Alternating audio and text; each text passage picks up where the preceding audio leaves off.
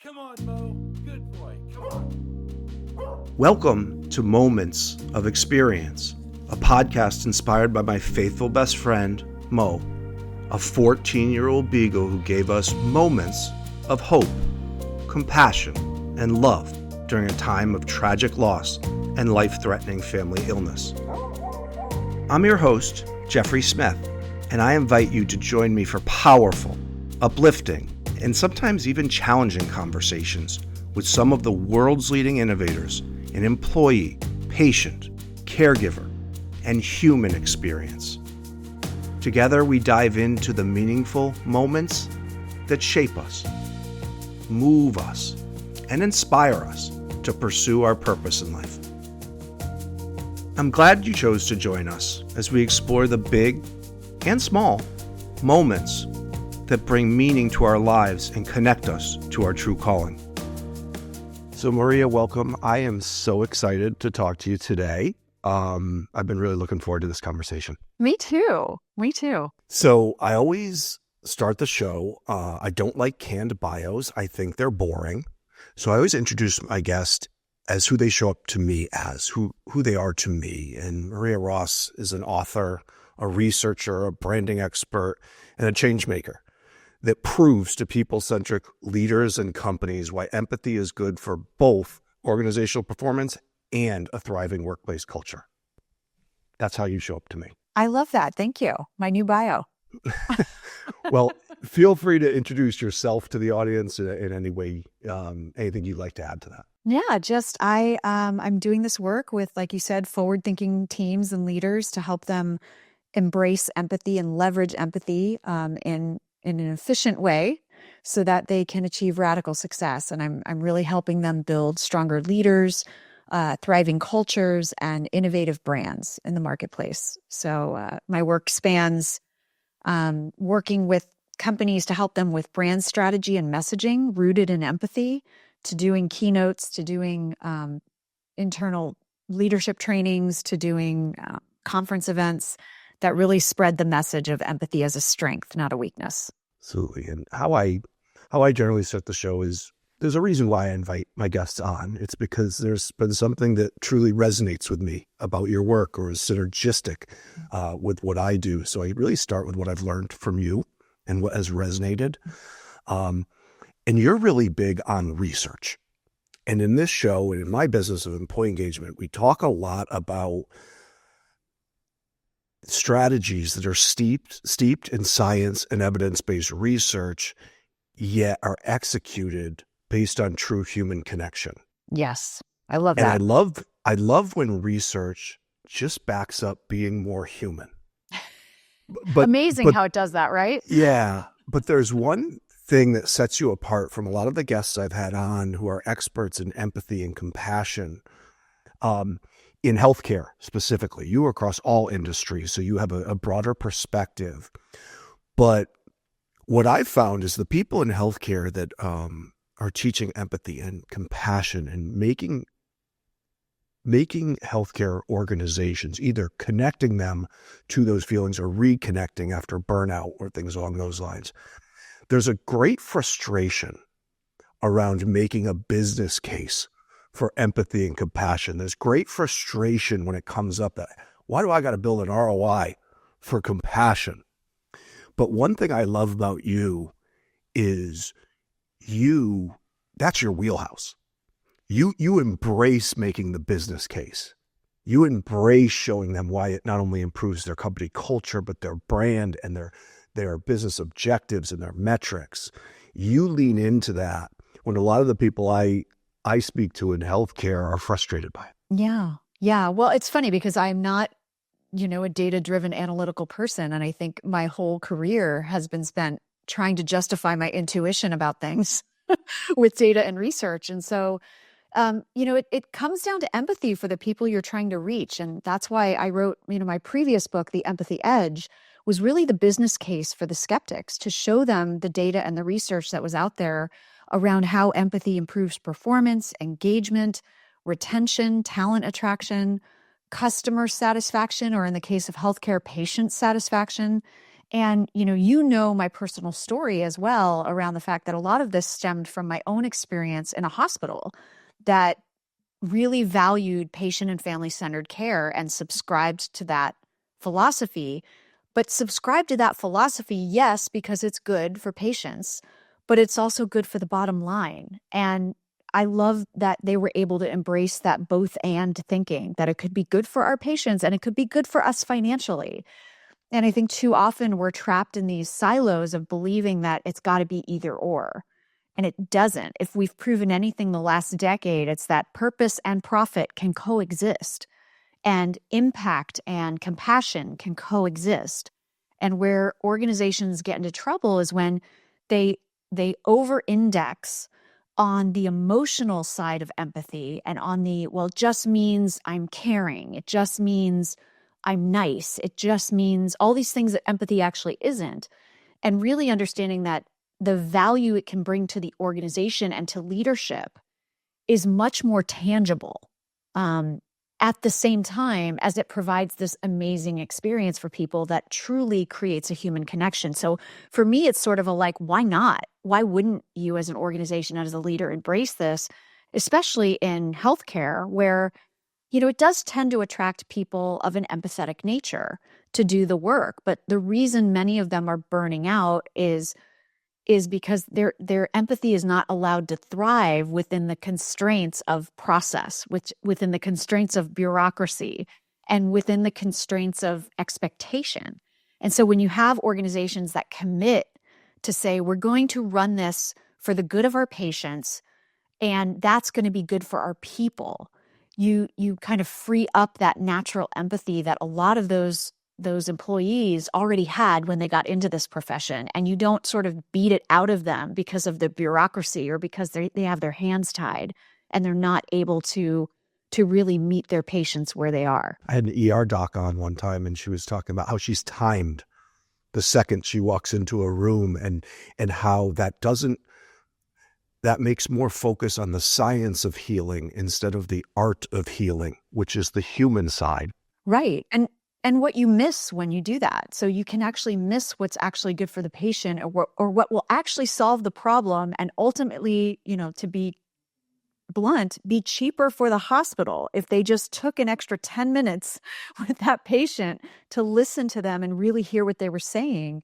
I remember I was, my medical history is that I've survived a brain aneurysm, and from that I had some knock-on effects, and one of the conditions that contributed to that brain aneurysm actually caused a heart attack when my son was 4 months old. That was triggered by hormones. I didn't know this at the time, but it was triggered by hormones. So I got rushed to the hospital. I was put in the ER. Everybody was frantic, trying to figure out what was going on. And the person in ER that was the intake person, while everyone was trying to work on me, was asking me questions, like asking me about my medical history, as I'm freaking out because everyone else is freaking out. And one of the questions was, do you feel safe at home? And it was asked in the same perfunctory tone of voice and in the same speed as, tell us what medications you're taking. Tell us if this has ever happened before. Do you feel safe in your own home? And luckily I do. But can you imagine if someone who was actually traumatized at home was asked that question in that way because they were rushing and just trying to follow a checklist? There was no engagement. There was no empathy around how someone might need to answer that question if they were asked. And, I feel for them because they're in there. They've just got to go through their checklist and check a box. But wow, what a different interaction that could be for someone where it's actually asked with thought and intention and even eye contact, right? So, but because everyone's racing and everyone's trying to process patients through, we can miss things. And that can actually be costly to the bottom line of the hospital. But I don't think there's empathy fatigue in healthcare specifically. I think the systems and the rushing, like you mentioned, is taking that empathy away, increasing that burnout. And one thing I talk a lot about are the dynamic teams in healthcare that you just referenced, that are touch points every which way. I had a food service employee that sang to my wife when she brought her lunch. Yes. I watched a social worker work with a doctor, a nurse, with environmental services, all in many cases working together, even though they don't report to the same manager on an org chart, but working together to provide an extraordinary human experience. And in some cases, not. Like you had at the front desk there because they're rushing in. But I appreciate your work so much because the one thing I talk a lot about in employee engagement is a lot of our measuring in our outdated way of looking at engagement isn't actionable. And the one thing I like about your work and your work with all of these great companies is your culture strategies are always steeped in taking action. Because as we look at specifically with empathy, you, as well as one of my previous guests, Panta Vahidi, who's a world's leading educator on compassion, defines compassion as empathy plus action. Exactly. Compassion is empathy in action, for sure. Without taking action on a modernized culture strategy, without taking action on all of this, the empathy is lost. Yeah. So the name of the show is Mo-ments of Experience, named after my 14-year-old beagle, Mo, who gave us, during a time of tragic loss and life-threatening family illness, gave us moments of compassion, of empathy, of true selflessness. So I ask all my guests, was the moment or moments that shaped you, moved you, and inspired you to pursue purposeful outcomes in empathy and in the workplace? Yeah, well, I've had lots of high points throughout my life that have kind of led to my career as a consultant, as a marketing expert, and now, working as an empathy advocate and doing speaking and workshops and leadership trainings. But I will tell you, I alluded to it. It was really that experience of almost dying from a brain aneurysm. And it was something where, for me, I had symptoms of it a month and a half before it actually ruptured. But my doctor was new. I had just moved to a new town and had never seen that doctor before. They didn't really know me. So they assumed it was just the stress of moving and the stress of buying a new home and starting a new business, and, assigned me to go do acupuncture and do physical therapy because I was having neck and back pain. And then a month and a half later, I was having one of my episodes of nausea and throwing up and violent headache. And luckily, my husband came home early that day because I collapsed when he was home. And then I was immediately rushed to the hospital. So had he not come home early that day, which he had no reason to, it was just sort of like, oh, I'm not feeling well, and something in him made him come home. But it was really that care in the hospital. And even though I didn't quite realize what was happening to me, I lost like a month of memory because of the issue and was in the hospital for about 6 weeks. But the care experience was so empathetic and respectful and dignified for me as a patient when you're at your most vulnerable. And so I decided to volunteer for the hospital after I started on my road to recovery as a patient advocate. And that was part of their patient and family-centered care philosophy, was to have patient advocates on their different committees to actually be the voice of the patient when they're making all these, rules and communications and training protocols, is tell us what your experience was like. So I was on the education committee, and I was able to share, this is what worked, this is what didn't, this is what it felt like. That's a great idea, but I don't think that's what people need. I think they might need something different. And from that experience, I realized that I didn't just get lucky with my care experience. I didn't just get lucky of having a care team of really nice people. It was actually empathy by design within this hospital system. And it was, present in the training, present in the communication, present in just everything they did and how they did their processes to integrate the team. Was it perfect? No. But it really, at a time when you're feeling your most vulnerable, they saw me. They saw me as a person and not as a patient in a bed, but as a person who had a life, who had things going on for her before her life was interrupted by this medical issue. And I was so curious about that and so intrigued by that I started sort of looking at, wow, if this bureaucratic organization can operationalize empathy, then no other organization has any excuse, right? And so I started bringing that into my work as a brand strategist of like, you know, I already had been in terms of you need to know your customers. You need to care about their point of view and what they're going through and their aspirations and their goals and their fears. And then you can create marketing and a brand story and a brand strategy that resonates for them. But I wanted to go deeper and go, I work on brand all the time, but sometimes it's not just the brand, it's what's going on the inside. Culture and brand are two sides of the same coin. So what's going on with the culture that can inform the brand they want to be in the marketplace, especially if they want their brand to be seen as empathetic. So I really dug into, because of that whole experience, the leadership side and the culture side of creating an empathetic workplace where you achieve the results you want to achieve, but you achieve them through empathy. And that's really what the moment and moments that got me started down this current path that I'm on. And there's so many synergies because it's like you talk about culture and brand being so tied together. I talk a lot about employee and patient experience being tied very much together, even though 100%. most healthcare organizations have them in two separate ivory towers and they're not even working together, the employee experience and the patient experience, folks. But it's so great when we do, I call organizations like you just described, that healthcare group, as green lights.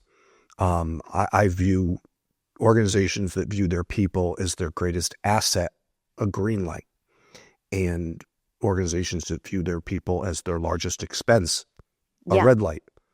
And exactly. You were lucky to be in a healthcare system. I was very lucky. And to your point, it's nothing gets done for your organization without people. Nothing. Don't tell me you're going to replace everybody with AI, because that's not going to happen.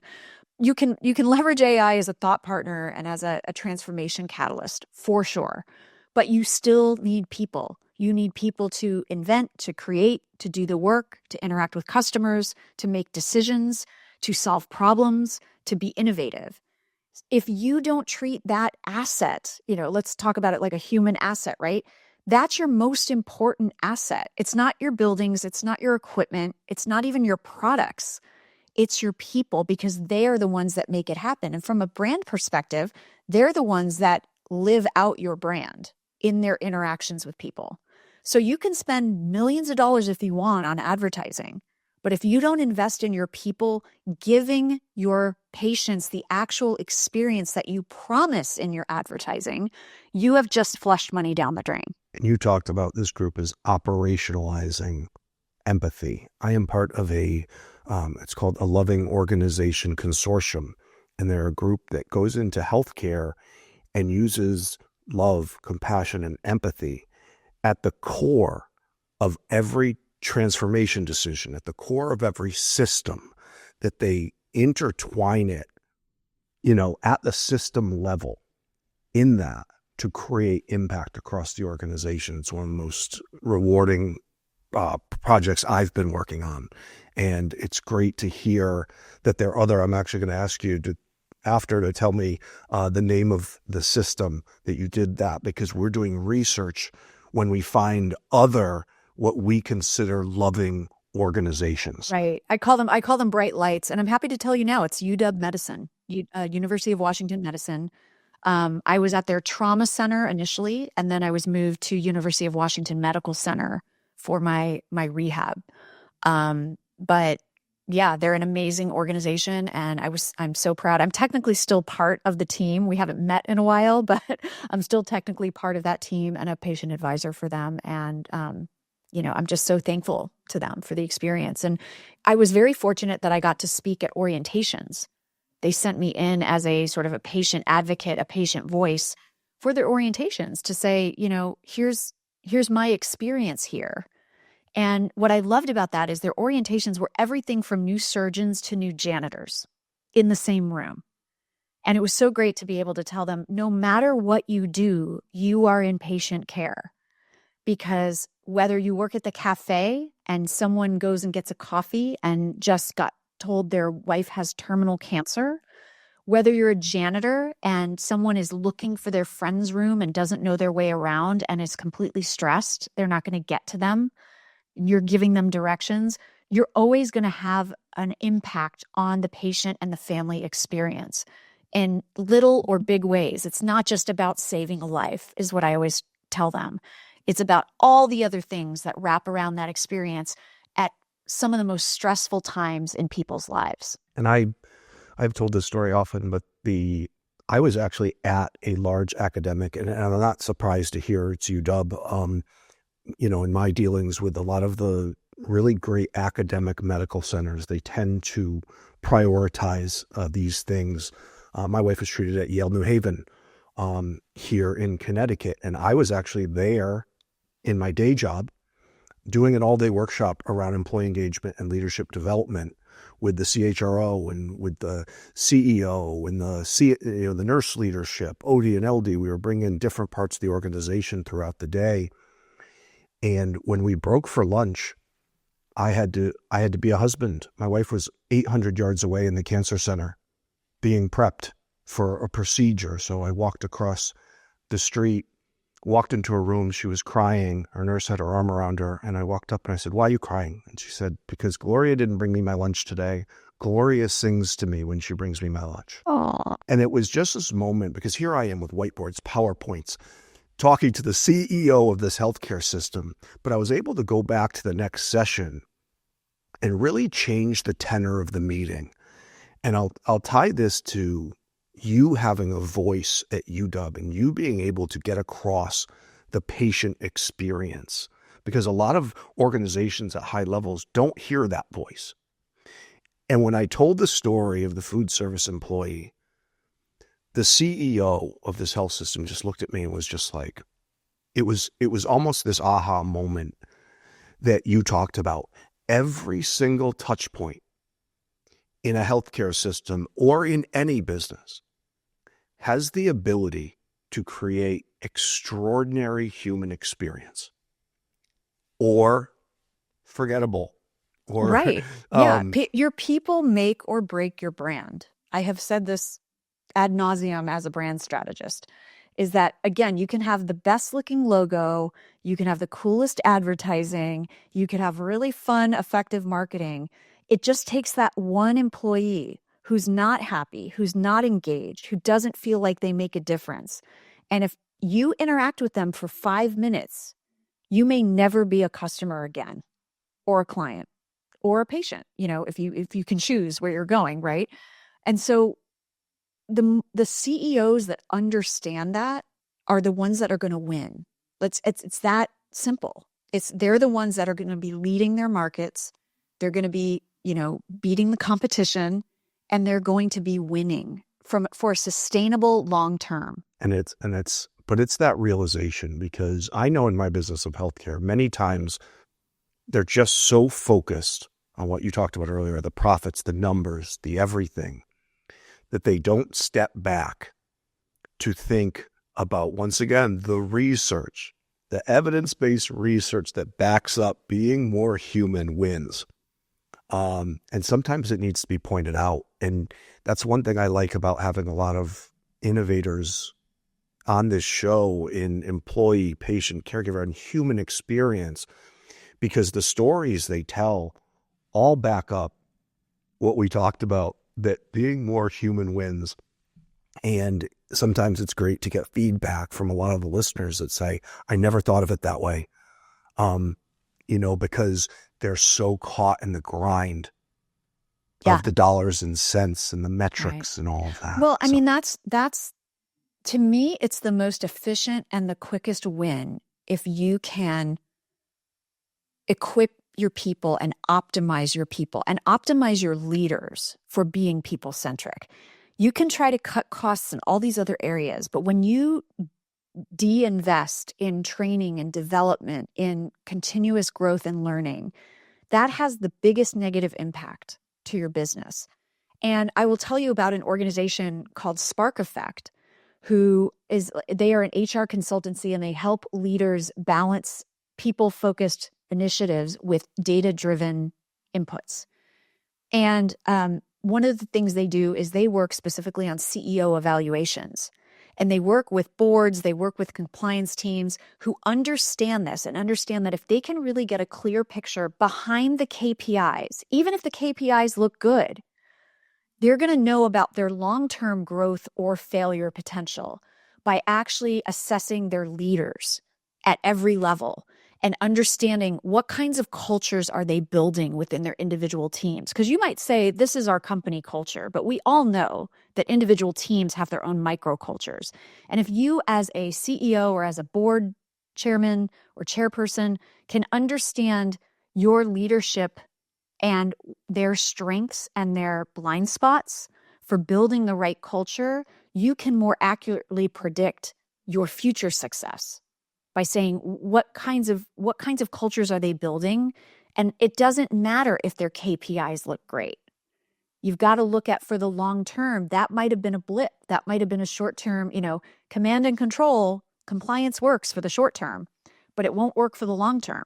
So do you want to risk losing all that talent for the future because of the leadership that you have in place? So it's really important to not ignore the leadership capability and help them through. It's not just about, you got terrible reviews, you're fired, but what can you do to support them and help them grow and help them build their leadership capacity to focus more on their people? One of my guests who runs a professional development micro-learning company for doctors and nurses says engagement is a local phenomenon.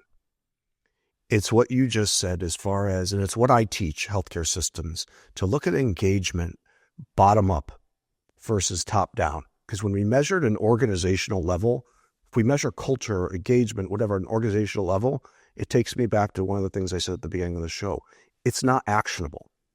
But if we measure bottom up and we figure out where our pockets of brilliance are, we figure out that floor that my wife was on where everything just felt different. Right. And what are they doing? What are their practices and what are their behaviors? Yeah. Because when we find those moments of brilliance on a team, and not a team that trees up to an org chart, but a team where the work is being done, we find out where our best local team leaders are.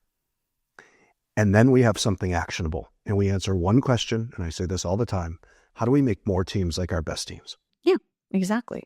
And it's so simple. It's such a simple aha. And that's why I love your work, because it's really just about, it's not rocket science. It's just intention. And it's just being willing to be vulnerable and be open and say, we know we're not perfect.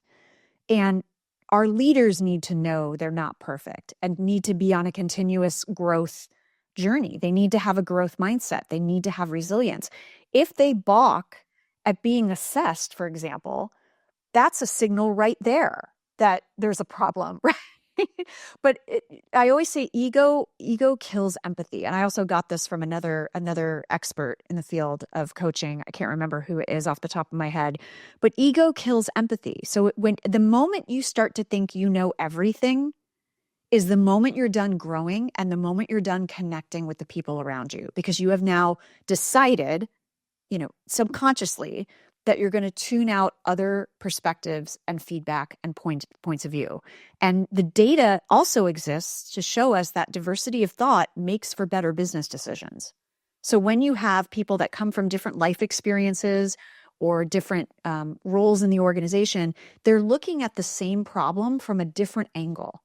So you might think as the CEO, you have the best angle, but you don't. You have an angle. And there's probably things you're missing on the other side. And I talking back to the original thing about a business case, I was working with a compassion expert, and I was helping her connect the dots to build that business case. Because what I was saying was, I know the answers to the test. I know the teams in this healthcare system that took the time to invest in their professional development, their leadership development, and took these compassion trainings. I know they're going to have better patient satisfaction scores.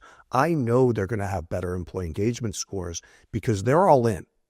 They're all in and getting better and doing this. So all I need to do for the business case is connect those dots to the metrics that they do look at. But I want to wrap up, but I really want to spend a couple minutes on you telling us about your new book. Yeah, sure. So the new book is called The Empathy Dilemma: How Successful Leaders Balance Performance, People, and Personal Boundaries. Because that's really the struggle people are having, especially post-pandemic, is leaders are caught in the middle between balancing the needs of the business and the needs of their people. And given the seismic shift in workplace culture that we went through, that was accelerated by the pandemic, but to be fair, was already still coming. um, Employees are demanding more out of their workplaces. They want more integration of work life. They want to bring their whole selves to work. They want to be seen, heard, and valued. And all of those things are reasonable. They are not entitled, because we are spending the bulk of our time at work. So we should deserve to have an environment where we're seen, heard, and valued. It's just, how are we seen, heard, and valued? And do leaders really understand how to create an empathic culture within their team?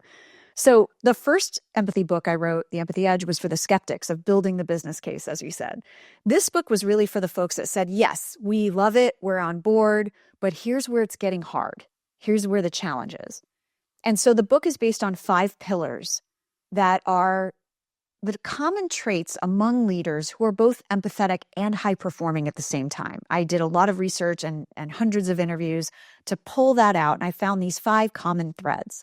And it's really just a framework to say, if you're struggling with being empathetic, but your performance is slipping of your team, or you're trying to be empathetic, but it's burning you out, or you're trying to be empathetic, but you feel like people are walking all over you. It's meant to say, look at these pillars and see if any of them need strengthening for yourself or for your team culture. And so those 5 pillars are self-awareness, self-care, clarity, decisiveness, and joy. And when you look at those, they're not necessarily sequential, but self-awareness is probably the best place to start, of really understanding what you bring to the interaction. And that means that's the putting the ego aside, right? Where am I strong? But where am I challenged? And what are my emotional triggers? Because I need to be aware of them when I'm going into interactions with people. Self-care is not about manis and petties and massages. It's about what recharges us, mind, body, and soul. That could be passive. It could be yoga, meditation, relaxation. It could be active. It could be rock climbing, or, prepping for a marathon. Whatever it is that kind of gets your brain in a different space and refills your tank. Because when your capacity is not full, you can't take on other points of view without defensiveness or fear. Clarity is not just kind, as Brené Brown says, it's also empathetic, because then people know where they stand. They have less fear, less anxiety, less stress about what's the next step I'm supposed to take. And when you're clear, you can hold people accountable, because you can't hold people accountable to an expectation that was not clearly set. So if your values as a leader, for example, just live as bullet points on a pretty poster on your wall, that's not clear. What you need to do is dig in and identify and define what each of those values mean and what are examples of them in practice, to your point about actionable. I need to know what it looks like so that I can emulate it in my own behavior. Decisiveness is not about being a dictator. It's about being able to synthesize multiple points of view swiftly, and then coming to a decision, and then transparently communicating that decision-making process back to the team, so that people know their input was considered, that it made sense. Maybe it doesn't make sense for this particular decision, but you can tell someone why, and then you can continue to encourage feedback going forward.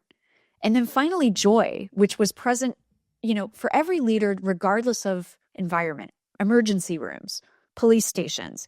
Can you create, not that you have to be the funniest person in the room, but can you create an environment of camaraderie? Can you create an environment where people can relax a little bit? They can laugh at themselves. They can take creative risks. They can have a little fun. They can get to know each other as people, not just coworkers. And that's not about like forced fun. That's just like a consistent, ongoing environment of encouraging friendships at work, providing opportunities for people to have mentors, for people to engage in social activities, to engage in team building, and creating that environment where I actually start to care about you, Jeffrey, as a person. And now it's not, I don't want to not let you down as a coworker. I actually don't want to let you down as a person. And also, can we lean on each other in tough times? If I know you're going through something really rough because we actually get to know each other a little bit, maybe I can help. Maybe I can pick up the slack. And then you can do the same for me when my capacity is low. But that's how you create cohesiveness in your team. You got to have them caring about each other, not scared or competing with each other. That's not going to get you the best innovation out of your team. So, when you're looking at, oh, I feel like my team is taking advantage of me, or I feel like quality has slipped and nobody wants to work anymore, everybody's quiet quitting.